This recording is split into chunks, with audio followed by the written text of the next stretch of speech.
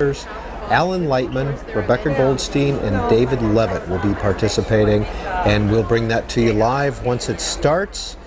We're in Miami, downtown. Miami-Dade College is the setting here, the campus of Miami-Dade, and that's where the book fair is happening. Lots of exhibitors, lots of authors coming through, and we want to show you this book because this is our newest book that we want to talk about. And it's called Fidel, Hollywood's Favorite Tyrant.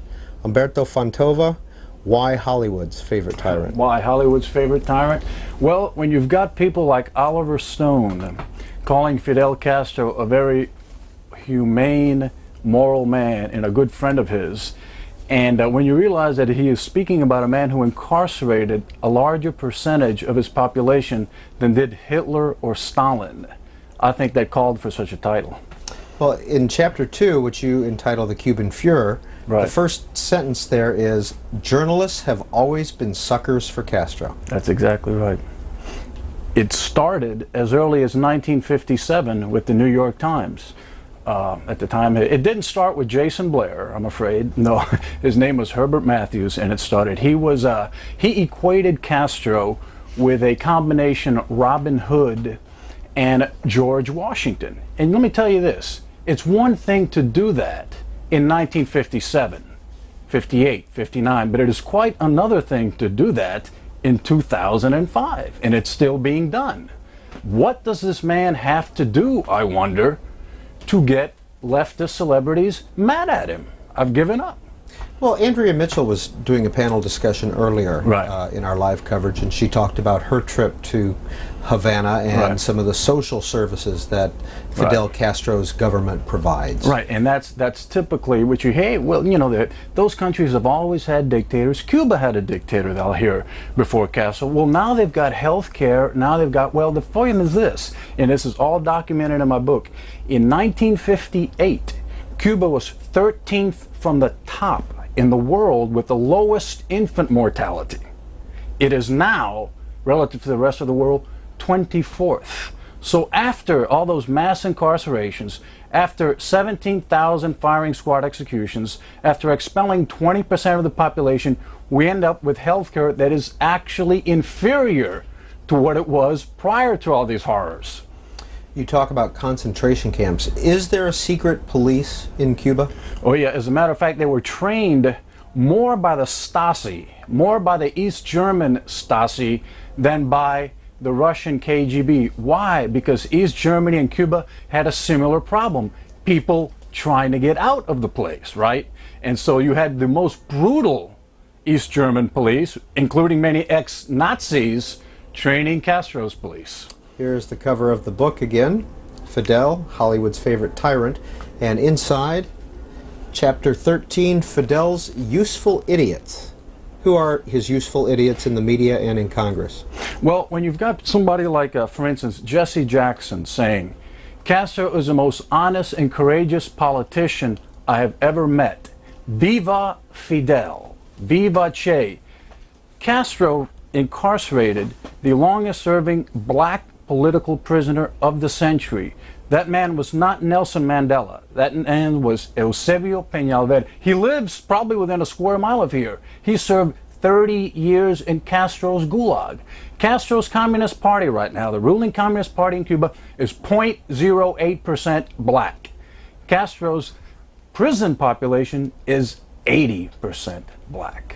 You know, what else can you use? Usefully, Lenin coined the term, but I think Castro has been the virtuoso over the last 50 years for employing them. You talk about members of Congress also. Oh, Charlie Rangel, for instance, Maxine Waters. Charlie Rangel gives him bear hugs. I just mentioned that the longest-serving black political prisoner. He should be getting tributes to him by the Congressional Black Caucus, by the NAACP. Instead, Charlie Rangel hugs his jailer. What else term can I use? I'm sorry. Katie Couric?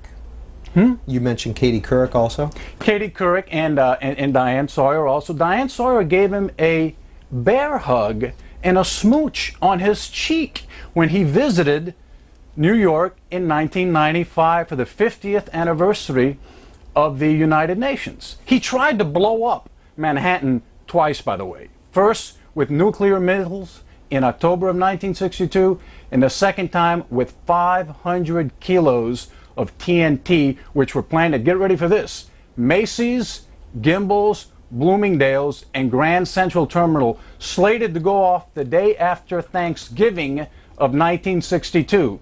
J. Edgar Hoover's FBI cracked that plot. We're here in Miami. What's the Cuban American population here in Miami?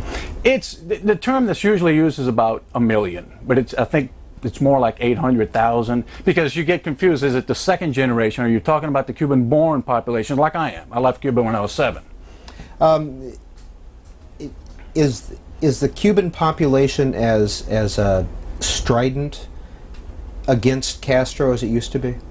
Yes, I'm afraid it is, and part of the reason why I wrote this book in English was to try to explain to Middle America why it is that we get so strident. You know, people a lot of times say, man, these people get so bent out of shape, they can't let that go during the alien crisis. That book will help explain. We are talking about, like I say, more political prisoners than Hitler, a man who expelled 20% of a population that previously had people desperate to get into it. 70,000 people have died in the Florida Straits trying to escape from that man.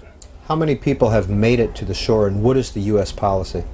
The U.S. policy right now is if you make it to the shoreline, it's called the dry foot, wet foot, you stay. But every day in the news, in the local news in particular, you see cases where people are intercepted before they get to the shoreline and sent back into Castro's clutches. And you know, a lot of people say, well, what's the difference, Alberto? I mean, people try to sneak into the U.S. from all other Latin American countries. What makes you people special? The reason is this. Prior to Castro, you had more Americans living in Cuba than you had Cubans living in. Prior to Castro, people did not try to escape Cuba, much less on inner tubes or hunks of styrofoam. As a matter of fact, in those years, people would often jump on rafts in nearby Haiti, in nearby Jamaica, trying to get into Cuba, because it was a nice place to live. Now we know that pattern has been turned on his head. How does Hugo Chavez tie into this? Well, he is, Castro is his mentor, as most people know, and it's very interesting because I believe right now what Castro gets from Hugo Chavez annually, if you look at what he got, it is the equivalent of what he used to get from the Soviet Union. Castro is sitting stronger right now than he has in the last 15 years. He has got a new sugar daddy. Given the price of oil today, what he gets from, he's getting, last year he got $3 billion in essentially free oil from Venezuela. And you know something? I think he is cautioning Hugo, say, don't do what I did. I went a little too fast and got the Yankees mad at me. He's telling him how to play it. I really think so. What would happen if the trade embargo were lifted? Yeah, that's something we hear. Well, first of all, there is no embargo, much less a blockade, which is a term that they use. Last year, the United States was Cuba's biggest food supplier. A year before that, the United States was Cuba's 7th biggest trading partner. The only thing the so-called embargo prevents nowadays is financing of sales to Castro. See, you can sell Castro, Archer Daniels, Midland, Cargill, they sell them on cash, which is great news for the American taxpayer. Because what Castro wants right now with the so-called lifting of the embargo is for the U.S. taxpayer to finance sales at him so he can stick it to him like he has to every other creditor. He still owns the European Union, something like $8 billion, $11 billion. That's why you see this push now. We're the only ones that haven't had it stuck to them. And that's why you see that. The American taxpayer is being served by the so-called embargo. What happens, what do Cuban Americans do when Castro dies? When Castro dies, we help. We help. What does that mean? Well, it means that we've got a lot of people here, and there are a lot of, in fact, there's an official government bureau that has been set up for the transition. But I can guarantee you, I know there's a lot of private sector groups in Miami in particular. We still have relatives in Cuba, you know. And let's face it, Cubans have done fairly well in this country. You know, they bring that expertise back to their homeland where they had been doing fairly well prior to Castro. Is it going to be chaos? Is there going to be a military attack? What's it going to be? I don't think so. You're not going to see. Look, the time for the bombs and the violence, I think, are pretty much over. I think that is recognized by most people here. You know, he calls us terrorists. No, what most people are waiting for is waiting for that rotten fruit to just drop for the tree, so Cuba can be free and they can count on our help. But will there be anarchy? I don't think so. I personally don't think so, because the transition, what most people are looking at is Raul Castro. In fact, a lot of people will tell you that Raul Castro has been running Cuba for about the last 7 years with his military cronies. The only thing properly describable as an industry in Cuba is the tourism industry. That is owned lock, stock, and barrel by Castro's military. So obviously they have no incentive for a coup. But the scenario is that a China-type opening is what we see.